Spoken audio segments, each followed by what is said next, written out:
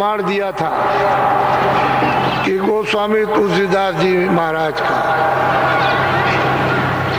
जन्म राजापुर, जिला बांदा, उत्तर प्रदेश में, विख्यात बुंदेलखंड, जमुना जी के किनारे पर और चित्रकूट से 10 कोस 20 मील की दूरी पर उनका 1589 में जन्म हुआ था। अब उस समय पर मुसलमानी राज था।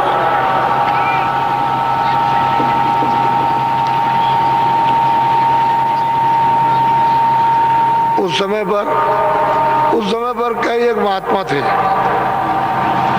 आगे पीछे थोड़ा सा नानक जी महाराज,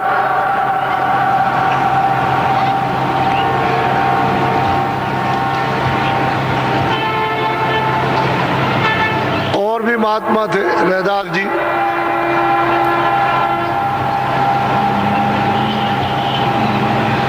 और भी बहुत से महात्मा थे। ऐसा नहीं कि महात्मा नहीं थे। इनका जन्म हुआ कानकुंज ब्राह्मण जाति में, और इन्होंने अपना ये सब जीवन का, बाल अवस्था का, जो बचपन का जन्म हुआ था उसका खेलना कूदना, ये वो कुछ मालूम तो बेचारे को था नहीं। फिर बचपन में शादी हो गई, तो शादी का उनको तो कोई बोझ नहीं था। लेकिन जब कुछ जवानी होने लगी तो रंग मन तरंग, ये संसारी कामनाओं का। लेकिन अब यह है कि सहयोग की बात, वो कभी कभी उनमें लहर उठती थी कि भाई कोई महात्मा मिल जाए,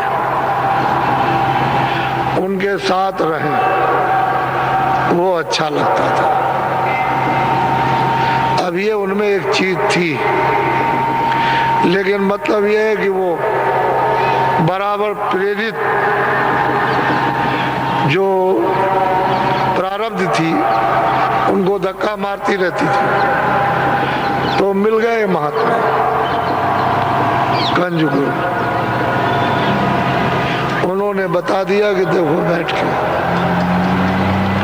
ये रास्ता है, चलो जल्दी करो, देर मत करो। तो करने लगे, और 24-25 साल की इस मध्य अवस्था में ही उन्होंने प्राप्त कर लिया। ईश्वर को भी पाया, ब्रह्म को भी पाया, पारब्रह्म को, खुदा को भी देखा, रब को भी देखा, अल्लाह को भी देखा, और उन्होंने सत्य साईं को भी देखा। सबको उन्होंने पा लिया। और जितने भी ब्रह्मांड, जितने भी लोग,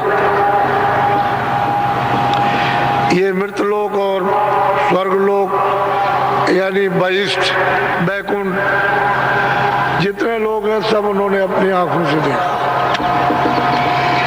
उसी 24 साल और 25 साल के मध्य समय, ये उनकी उम्र थी। और घर में रह करके ही उनको ये मिला, वहीं में रहे और पूरा का पूरा पद प्राप्त किया। कोई उनमें किसी तरह की कमी नहीं रही, सर्वज्ञ, सब जानकार। तो फिर जब ये हुआ तो अलौकिक वचन बाणी उनके मुखारबिंद से निकलने लगा। तो नर नारी वो जब सुनने लगे तो एकदम से प्यास बढ़ गई। तो जितने भी राजापुर के नर नारी झाड़ कर दर्शन के लिए सुबह शाम जिसको जैसा मौका मिला दर्शन करें। तो ये तो अलौकिक वचन। उसी समय पर काशी का एक अहीर नाम का हृदय, और राजापुर में नौकरी करते थे किसी सेठ के यहाँ। तो जब भीड़ भाड़ चली तो ये शोरगुल हुआ तो वो भी चल दिए। सबके बीच में तो सुनते रहे, देखते रहे, सुनते रहे। सब लोग चले जाए लेकिन वो वहीं रह जाए, कभी देर तक, कभी मतलब ये है कि और देर तक, कभी बीच में चले जाएं, कभी अर्ध रात, ऐसे ही फिर कभी रात को रह जाएं, कभी सुबह।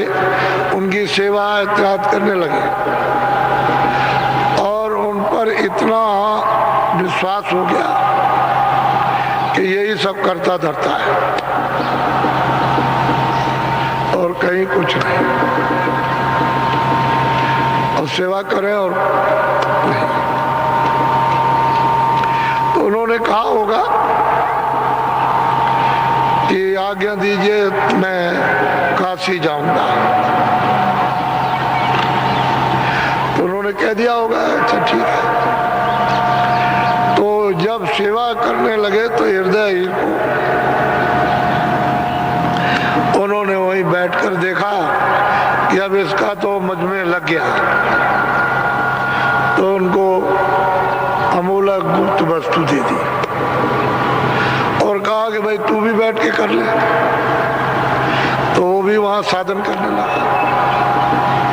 उतने ही पीरियड में उसको भी प्राप्त करा दिया।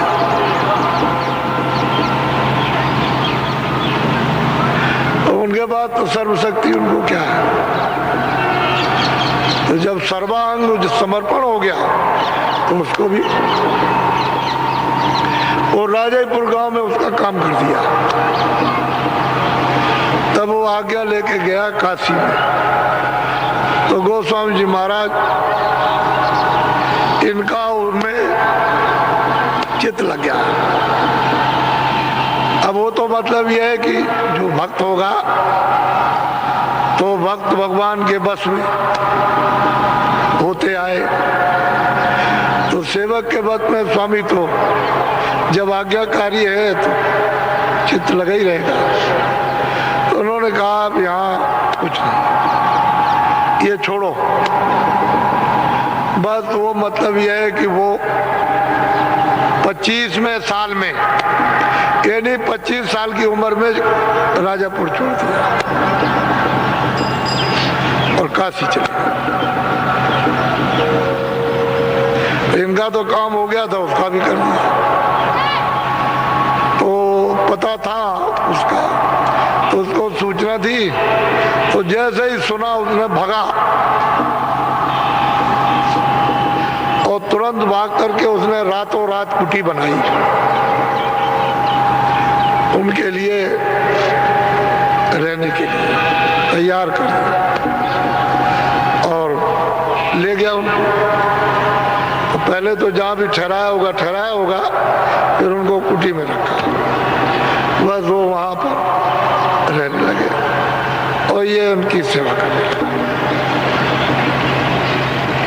आते जाते तो गृहस्थी था, उसके तो हृदय के तो बाल बच्चे थे। ये चले गए, यानी 25वें साल ये काशी में चले गए। इतनी छोटी उम्र में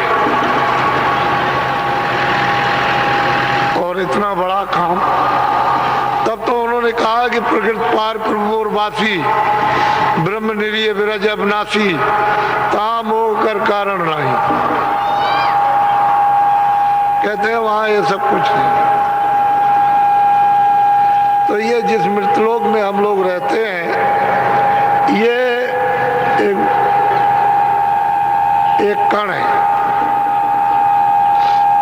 एक जर्रा, इतना छोटा, और वो तो अथाह सागर है। तो इसकी और उसकी तारीफ क्या की जाएगी। ये क्या है उसके सामने, कुछ नहीं। ऐसे बूंद स्थान पर आप यहाँ पर फंसे पड़े और वो अपार अथाह है। उसका उसका कोई पारावार नहीं।